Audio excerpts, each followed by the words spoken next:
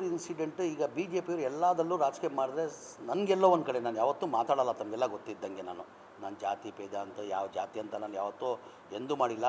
ಎಲ್ಲ ರಾಜಕಾರಣಿಗಳು ಒಂದೇ ಹೇಳೋದು ನಾನು. ಎಲ್ಲ ಯಾವ ಸಭೆದಲ್ಲೂ ಹೋದರೂ ನಾನು ಒಂದೇ ಮಾತು ಹೇಳೋದು, ನೀವು ಜಾತಿ ಮಾಡೋಂಗಿದ್ದರೆ ದಯಮಾಡಿ ಮನೇಲಿ ಕೂತ್ಕೊಂಡು ಜಾತಿ ಮಾಡಿ, ರಾಜಕೀಯಕ್ಕೆ ಬಂದು ಜಾತಿ ಮಾಡಬೇಡಿ. ಏನಕ್ಕಂದರೆ ಲಕ್ಷಾಂತರ ಜನ ನಾವು ನಂಬಿರ್ತಾರೆ. ನಾವೇ ಜಾತಿ ಮಾಡಿದ್ರೆ ದೇವ್ರು ನಮ್ಮ ಒಳ್ಳೇದು ಮಾಡ್ತಾನೆ, ದೇವ್ರು ಒಳ್ಳೇದಾಗ್ತದೆ ನಮಗೆ.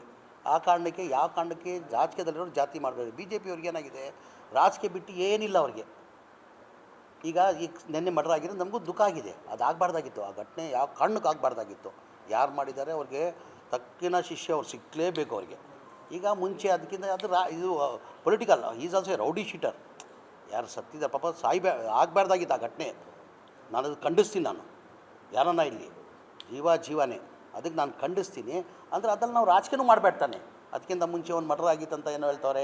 2022 ಏನೋ ಹನೀಫ್ ಅಂತ ಹೇಳ್ಬಿಟ್ಟು ಅವ್ನು ಮರ್ಡರ್ ಆಗಿದೆ, ಅವ್ನ ಕಡೆಯವ್ರು ಏನೋ ಮಾಡಿ ಪೊಲೀಸವ್ರು ತನಿಖೆ ಮಾಡ್ತಾಯಿದ್ದಾರೆ. ಯಾರು ಮಾಡಿದಾರೋ ಅವ್ರಿಗೆ ಶಿಕ್ಷೆ ಆಗಲೇಬೇಕು. ಎನಿಬಡಿ ಅವ್ರು ಬಿಡೋಂಗಿಲ್ಲ. ಅಂದರೆ ನಾವು ರಾಜಕಾರಣಿಗಳು ಇದಕ್ಕೆ ನಾವು ರಾಜಕೀಯ ಮಾಡಬಾರ್ದು.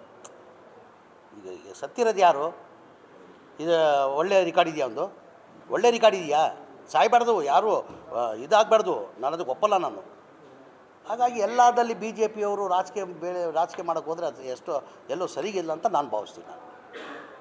ಅವ್ರು ತನಿಖೆ ನಾನು ಹೇಳ್ತಾ ಇದ್ದಿಲ್ಲ, ಯಾರು ಮಾಡಿದ್ದಾರೆ ಅವ್ರಿಗೆ ಶಿಕ್ಷೆ ಆಗಲೇಬೇಕು. ಅಂದ್ರೂ ನಾವು ರಾಜಕೀಯ ಮಾಡಬಾರ್ದು. ಅವ್ರದ್ದು ಪರ್ಸನಲ್, ಅವ್ರು ಏನೋ 2022 ಮರ್ಡರ್ ಆಗಿತ್ತಂತೆ, ಅವ್ರ ಕಡೆ ಅವ್ರಿಗೆ ಕೂಡ ಇರ್ತಾರೆ. ಪೊಲೀಸರು ನಾವು ಹೂವು ಕೇಳ್ತಾರದು ನಾವು. ಈಗ ಪೊಲೀಸವ್ರು ತನಿಖೆ ಮಾಡ್ತಾಯಿದ್ದಾರೆ. ಯಾರ್ದಾನ ಇರಲಿ ರೀ, ಜೀವನೇ, ಹಿಂದೂ ಜೀವ ಇರಲಿ, ಮುಸಲ್ಮಾನ್ ಜೀವ ಇರಲಿ, ಎನಿಬಡಿ ಈ ಥರ ಮಾಡಬಾರ್ದು. ಇದಕ್ಕೆ ನಾವು ಒಪ್ಪಲ್ಲ. ಈಗ ಬಿ ಜೆ ಪಿ ಗೌರ್ಮೆಂಟ್ ಇರುವಾಗ ನಾನು ಪಟ್ಟಿನ ಲಿಸ್ಟೇ ಕೊಡ್ತೀನಿ. ನಾನು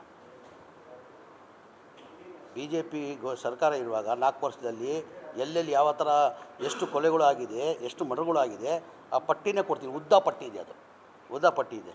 ತೊಗೊಳ್ಳಿ.